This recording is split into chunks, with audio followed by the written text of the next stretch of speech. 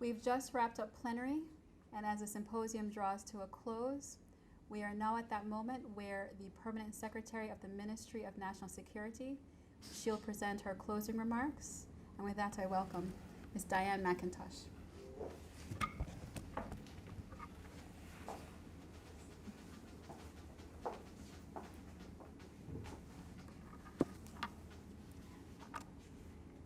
Lieutenant General Rocky Mead, distinguished presenters, local and overseas, other keynote speakers, policy analysts, guests, good afternoon. Just last year, at the signing of a Memorandum of Understanding between the University of the West Indies and the Caribbean Military Academy, Vice Chancellor of the University of the West Indies, Professor Sir Hilary Beckles, said, "We need a revolution in producing technical and intellectual skills to build a 21st century region." With enough conviction to go around, he pointed out that we are creating a narrative to build appetites for more training, professional advancement, research, and things that academics are expected to do to serve their people and to serve them well. Today, this research symposium epitomizes the kind of forward thinking that Professor Beckles discussed last May. The same discussion being had even now.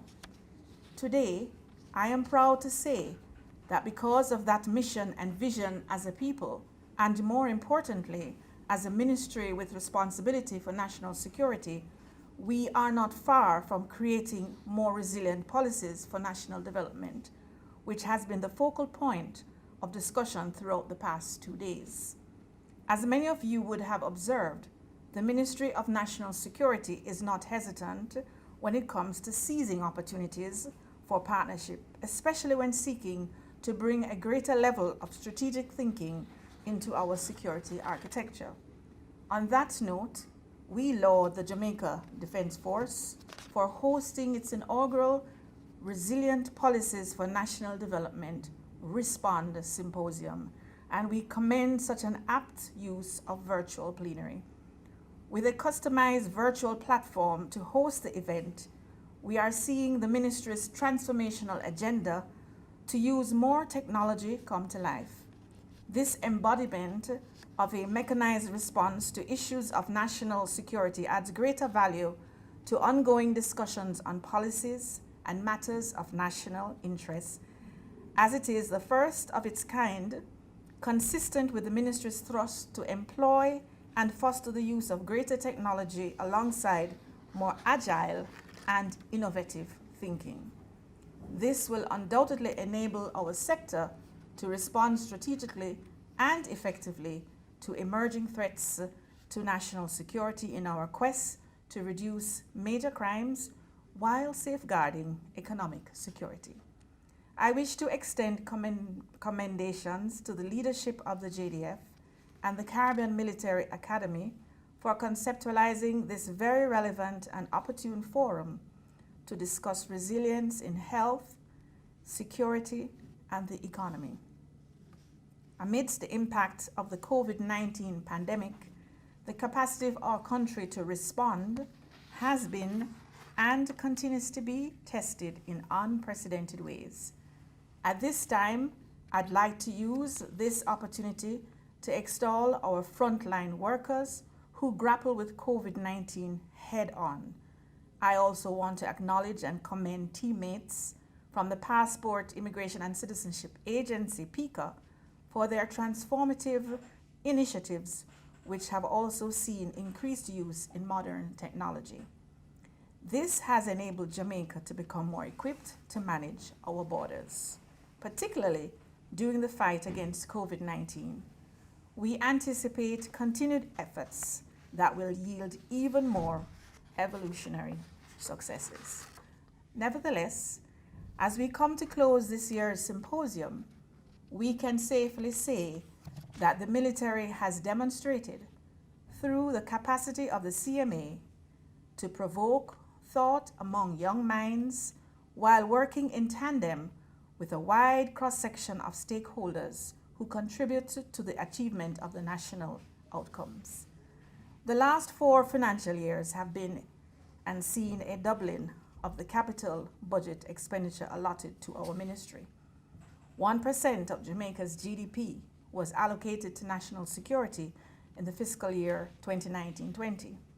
This historical allotment signaled the government's commitment to making the required investment in improving the national security infrastructure. And for the first time in Jamaica's history, our security forces are able to advantageously make use of improved mobility, communications, surveillance, and forensic capabilities following investments to the tune of 20 billion Jamaican dollars. This was decisively and effectively done to address threats to the rule of law, natural disasters, pandemics, public order, social unrest, and malevolent attacks.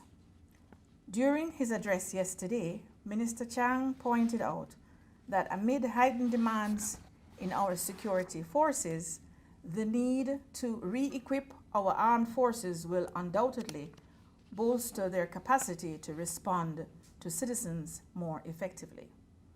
What this symposium has shown us is that there is cohesion among our national and international obligations, which interlocks our work in building a secure, just, and resilient society.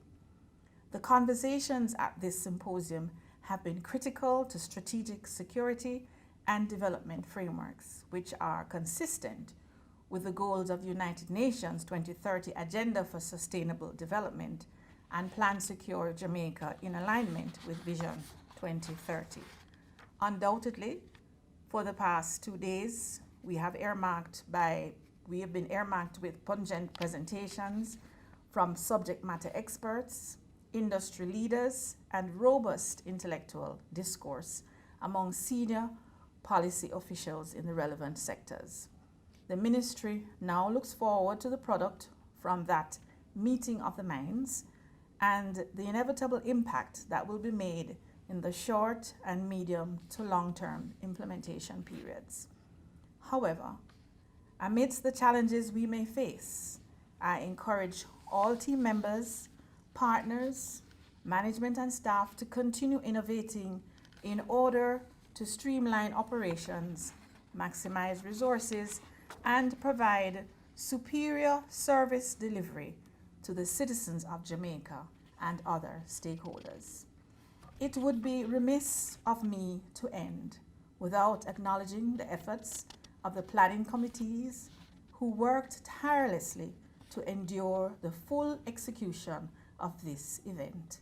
I want to acknowledge the extraordinary response from the presenters, participants, and key stakeholders who continue to provide their unwavering support to initiatives like these, which are geared towards informing and propelling policies for sustainable nation building.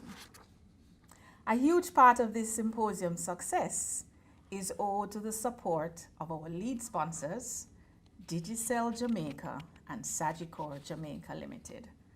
The ministry looks forward to the continued support from all our partners in the private sector as we seek to innovate and to create opportunities to make a real impact when it comes to national security.